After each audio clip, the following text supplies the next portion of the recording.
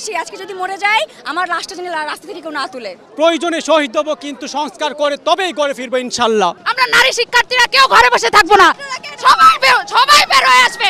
National Dhaka college বিশ্ববিদ্যালয় এখন এক হয়ে যাবে। সহিংসতা ছড়িয়ে আমাদের মধ্যে ভয় ঢোকানোর চেষ্টা করছে, কিন্তু এটা হবে না, বৃথা যাবে।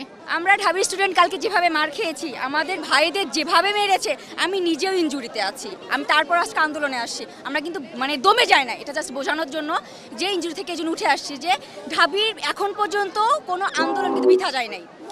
এখন পর্যন্ত বাবাকে বলে আসছি, আজকে যদি মরে যাই আমার লাশটা যেন রাস্তা থেকে কেউ না তুলে। আমার ছাত্রদল যখন বিজয় উল্লাস নিয়ে বের হবে, আমাকেও তখন যদি বিজয় ঘোষণা করে আমার লাশটা যেন তারা দাফন করে। এটা ভাষা থেকে বলে আসছি, এখন কি হবে সেটা পরে দেখা যাবে ইনশাল্লাহ। নারী শিক্ষার্থীদের গায়ে হামলা করে ছাত্রলীগ সবচেয়ে নিম্নমানের কাজ করছে, কোনোদিন এমন তো করে নাই। পাকিস্তানি আমলে আমলাতন্ত্র নারী শিক্ষার্থীর উপর এরকম হামলা করে না। আমরা শুরু থেকেই বলে আসছি এটা একটা অরাজনৈতিক আন্দোলন, এবং এই আন্দোলন যৌক্তিক শিক্ষার্থীদের আন্দোলন।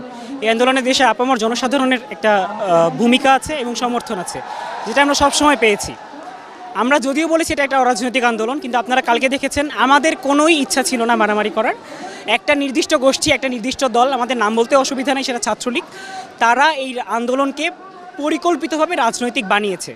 এবং আপনারা যদি দেখেন, গত পরশু মাননীয় প্রধানমন্ত্রী বলেছেন যে তিনি ঢাকা বিশ্ববিদ্যালয়ে এই লাঠি কিংবা ইটপাটকেলের বৃষ্টি, বন্দুকের ঝনঝনানি বাদ দিয়ে কলম তুলে দিয়েছেন, খাতা তুলে দিয়েছেন।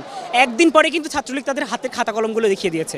এবং তাদের হাতে খাতা কলমগুলো কী ছিল? তাদের হাতে খাতা কলম ছিল হকি স্টিক, তারা নিয়ে এসেছিল রড, লোহা ইত্যাদি। এবং বারবার আমরা যেটা বলার চেষ্টা করেছি যে আসলে গতকাল কোনো সংঘর্ষই হয় নাই, কালকে যেটা হয়েছে সেটা হচ্ছে হামলা। সংঘর্ষ হওয়ার জন্য দুই পক্ষের মারামারি করতে হয়, আমাদের দুটো হাত ছাড়া কালকে কিছুই ছিল না, যার ফলে কালকে আমরা বেধড়ক পেটন খেয়েছি। এবং আপনারা যদি দেখেন মানুষকে যেভাবে মারতে পারে, ছাত্রলীগ কালকে তার সমস্ত সীমা অতিক্রম করেছে। মেয়েদের গায়ে হাত তোলা হয়েছে, মেয়েদেরকে গায়ে পাথর বৃষ্টি করা হয়েছে, এবং সেখানে কাউকে ছাড় দেওয়া হয় না। তার একটা কুকুর পর্যন্ত আছে আমাদের কার্জন হলে, কুকুরটাকে পর্যন্ত ছাড় দেয় না, কুকুরের মাথায় পর্যন্ত বাড়ি মেরেছে। তো এই পর্যায়ে যাওয়ার পরে একটা আন্দোলনকে আজকে আপনারা দেখেছেন, আমরা আজকেও বিক্ষোভ সমাবেশ করতে এসেছি এখানে। আমাদের আসলে অস্ত্রের সাথে কোনো পরিচয় নাই, অস্ত্রের কোনো ট্রেনিং নাই তাদের মতো। তারা শুরু থেকে অস্ত্রের সাথে পরিচিত, তারা নিয়মিত ট্রেনিং প্রাপ্ত। এবং আজকে তারা কি করেছে? আজকে আমরা আসার সময় দেখলাম তারা বিভিন্ন স্থান থেকে টোকাই ভাড়া করেছে। টোকাই ভাড়া করে তারা আজকে সাধারণ শিক্ষার্থীদের উপর আন্দোলনের উপর হামলা করতে এসেছে। আজকের আন্দোলনটা একদিন না একদিন শেষ হয়ে যাবে, কিন্তু ছাত্রলীগ তো থাকবে।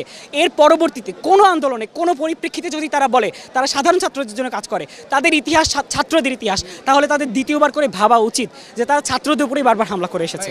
আমি 18তে আহত হয়েছিলাম, কিন্তু 24-এ আন্দোলনটা করতে হবে এবং আমার 5টা বাইকে শহীদ হইতে হবে, তারপর আমি ঘরে ফিরে যাব। এটা হতে পারে না। আমরা সুনিশ্চিতভাবে ওনাকে বলে দিচ্ছি, সুনির্দিষ্টভাবে বলে দিচ্ছি আমাদের দাবিটা যৌক্তিক, আমরা সংস্কার চাই। আমরা বাতিলের কথা কখনো বলেছিলাম না। উনি বিরক্ত হয়ে গেলেন, বাতিল করে দিলেন, আবার কুটকে দিয়ে আবার নিয়ে আসলেন। আমার 5টা ভাইয়ের রক্ত আজকে আমার বাংলার মাটি রঞ্জিত করছে, সেই রক্ত বৃথা যেতে দেব না।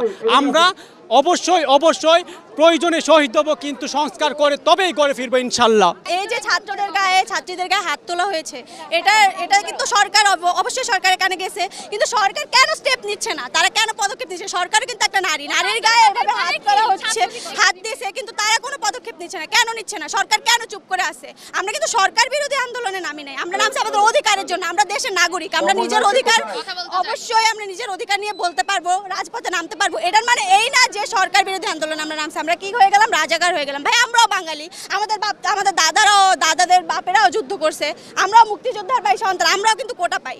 কিন্তু আমরা কেন আসছি? আমরা যাতে মেধার মূল্যায়নটা হয়, এজন্যই আসছি, আর কিছুই না। আমরা ন্যাশনালের স্টুডেন্ট, আমরা এতদিন কিন্তু কেউই রাস্তায় নামি নাই, কিন্তু আজকে আমরা বাধ্য হয়েছি। কেন বাধ্য হচ্ছি?